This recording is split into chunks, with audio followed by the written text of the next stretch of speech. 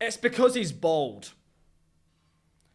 Well, thank you for joining me in today's video, and I hope you guys do enjoy. Like and subscribe. Do you know how bad it has to be that I'm looking at Sepp Blatter, and I'm looking at this guy thinking, you know what, it actually wasn't that bad. FIFA has been known for the entirety of humanity to be corrupt, to be selling it to the highest bidder. If it's South Africa, Russia, or Qatar, FIFA's corrupt, we all know that. That's just the reality of it. About 10 years ago, when Sepp Blatter was forced out of FIFA in disgrace, Gianni Infantino came in promising transparency, promising that the FIFA name wouldn't be dragged through the mud, that it would have honor, that it would go back to the glory days where there was corruption, but, you know, a bit less corruption and a bit less damning. And 10 years later, the World Cup is even bigger than ever before. More nations can get involved in the World Cup because the World Cup is truly the world's game. With the Peace Prize winner in Donald Trump in charge, we can really bring the entirety of football together. Just make sure you're not Somalian. But somehow, and I don't know how this has happened, guys, I really don't. I don't know how it's happened, but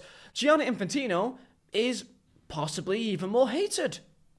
I just don't know, I can't put my finger on it. From Qatar to Donald Trump to the Club World Cup, and now he's selling the entire name brand of the World Cup to stakeholders and investors. I wonder who those investors would be and who would benefit from selling the World Cup to them, including that, attempting to, not exactly blackmail, but to really force the hand of the nations of the world. All 211 members of the FIFA organization has received a letter by the FIFA president saying, hey, I got this plan to sell the World Cup, attempting to literally bribe all 211 nations in the entire world, part of the FIFA organization, saying, back me, join me on selling FIFA so I can make so much more money, or, sorry mate, you're going to lose out on a lot of money and funding from our brand new program, perfectly made right now, offering access to around $40 million, but hey, mate, there's a time limit on that. If you don't get back to us in about 53 days, then I'm sorry mate, but you're going to have that cut by 75%. And on top of that, if you actually oppose this, then you are going to miss out completely off this program. This is absolutely insane. And what is the benefit of Gianni Infantino and all of his friends, Donald Trump? And what is his actual plan? Well, to sell a stake, a minority stake at least, of FIFA to private shareholders and stakeholders and investors to invest about £15 billion into the World Cup, which sounds amazing. However, this creates a two-tier system potentially where the nations that's involved in this gets this investment and the others misses out. In selling these stakes, this involves the commercial and event operations, the broadcasting, sponsorship, ticketing, licensing, including the World Cup and the Club World Cup. So basically what this means is they're going to try and make this even more commercialized and try and make as much more money as possible. And key detail here, Google, tell me about FIFA. What kind of organization is it? Oh, that's really fascinating. It says here, yes, FIFA is legally registered as a non-profit organization under Swiss civil code. So you tell me how a non-profit organization, yeah? Non-profit is just, you know, selling a minority stake of their business for £15 billion. But hey, at least we know it's non-profit. They would say that the money that they bring in will be going to, you know, all the nations of the world to help boost their development system so they can make new football academies in Africa, and they can help support nations across the entire world. That's what they'll claim, that, oh, I'm making this money, but it's going all to these other really good things. Now, legally, it's been done really nice where Infantino doesn't directly profit from the sale of this. All he's doing is just selling FIFA to becoming one of the biggest commercial assets in the entire world. But this is the thing. What does this actually mean for football? What does this actually mean? To keep it clear, FIFA states that they will still keep control of football. Investors will only own part of the commercial side of business, licensing, ticketing, everything we said earlier, broadcasting. But this is a non-profit organization. So by having investment firms involved in your business, they're going to be seeking returns off their investment. How do you seek returns off your investment in a company? Expand. Expand, expand. That's all this is going to be. So, hey, you know this idea about a 4-year World Cup? Why keep it to 4 years? There could be so much more money to make. Make it every 2 years. Make it every year. It's the World Cup. People still see it. Why would they wait 4 years to get the big payout? Why not just make it every 2 years? Hey, make it like Copa America and just decide when to have it when it best suits you. And we've already expanded the amount of teams to 48. I don't know, lads, let's just make it 64. Let us have 16 groups of 4 teams, so we don't need the third place team nonsense. Let's just expand it out to that, which means, of course, there's more tickets for every game. There's more TV broadcasting because there's more games, more money from sponsors, more money from licenses, and oh my god, expand it out. Why not just make it where we have a 218 team World Cup? Add like a wild card in there. Let's add Dave's team to the mix in the World Cup. Let's see what a local Sunday League side would do against Argentina. That's something we want to watch. So look, the bottom line is, the salient point is that FIFA, the World Cup, whatever, is not Gianni Infantino's thing to sell.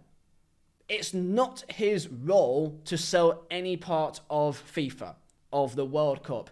It's not his place. That's not what his job is intended to do. Now, yes, it is his role to make it as successful as possible, sure. Fine line is, at what point is that just taking advantage of the everyday person? And the unfortunate part is, no matter how much the tickets were for the World Cup, a good chunk of those stadiums were still full, or mostly full. The only ones that wasn't full was like in Mexico, for example, which is a more poorer area. But for America, they've got money over there, baby. So no matter how much money you price the tickets, people will still find a way to get them. The entire footballing world is condemning this. About 95% has voted that this is a bad idea, because if you have investors involved in your company, they want returns of their investments, which means, yes, you're going to want to make even more money. And how is it possible to make even more money than from this last recent World Cup?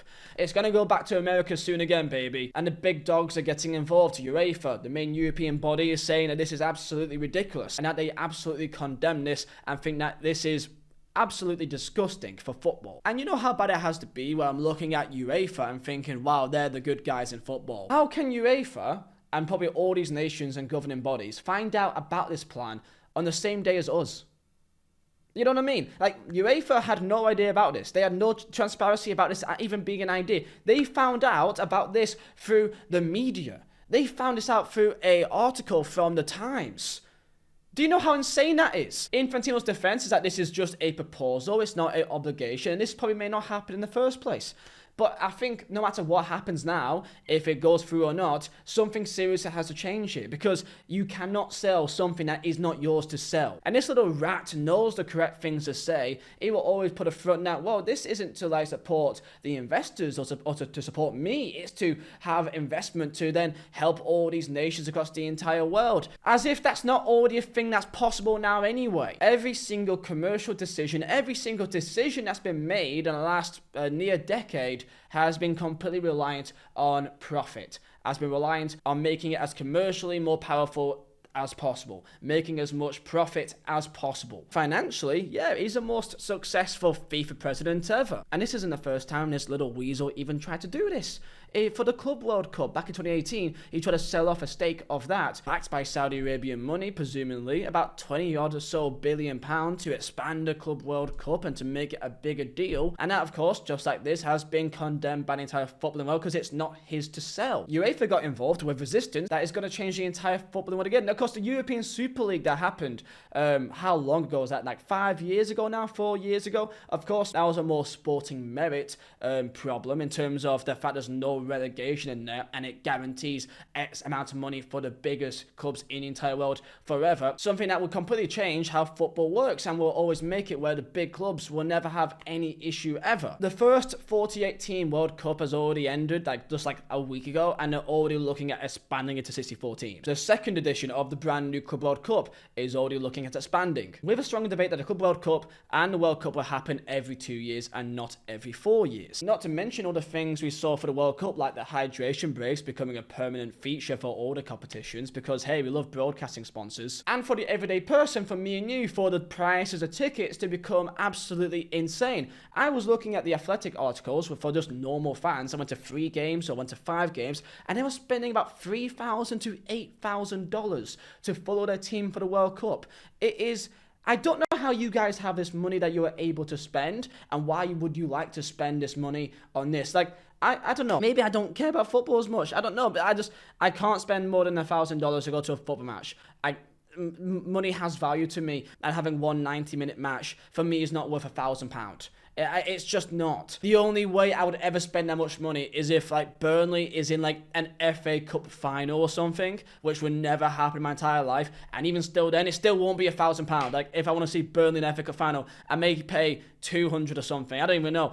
It won't be that. And in a world where players are playing more and more and more, with even more games, expanded World Cup, expanded Club World Cup, there's also the expanded Champions League, there's so many games. I don't want to talk too much about player welfare here, but like at some point, it's going to stop. A report from FIFA Pro come out saying that for the majority of the top elite players that play for Arsenal or PSG or Real Madrid or Barcelona, they have like 12% of the year to actually rest. 12% to actually rest and not play any football and not be actively in training.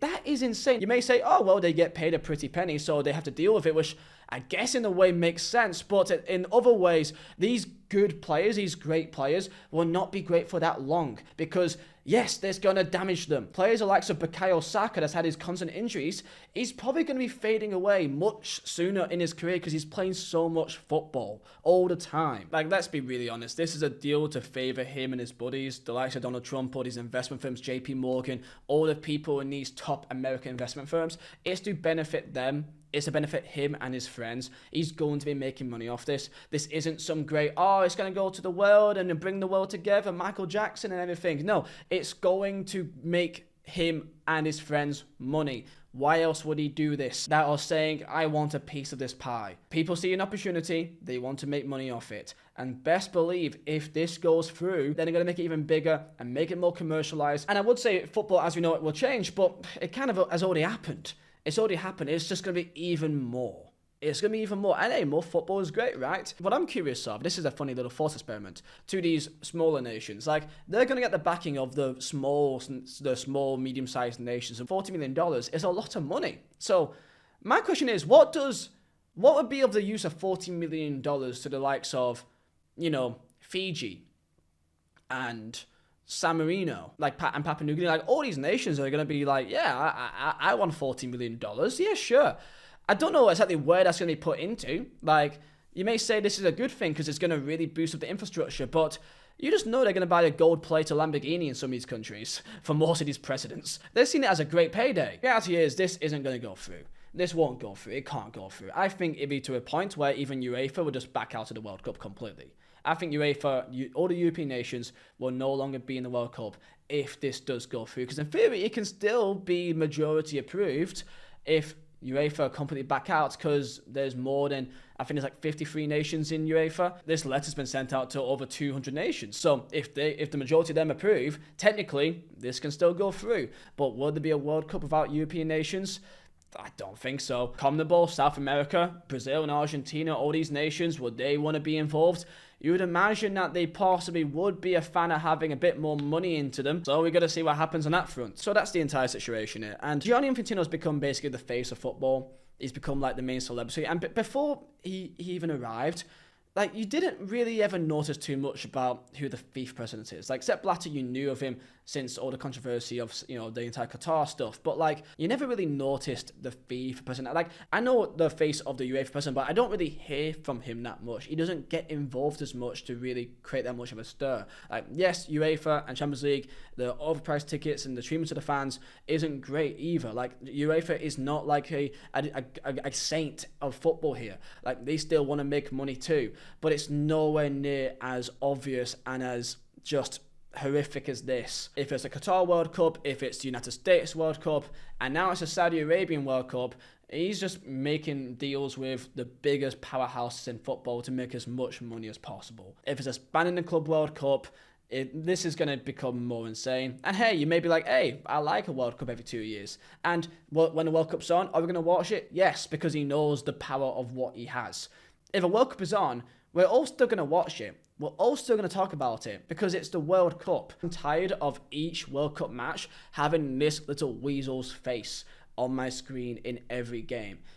You shouldn't care this much about FIFA president. He shouldn't be a celeb. He shouldn't be like a star of the show, but he is. And that's not right. Many people in the world, he's changed what football feels like. And that's why so many people hate him. And that's why this video is why everyone hates Gianni Infantino, because I didn't want to do another title of like why everyone hates blank again, but like I couldn't think of a better title which best suits this topic. So that's the situation. And tell me your thoughts down below. See ya.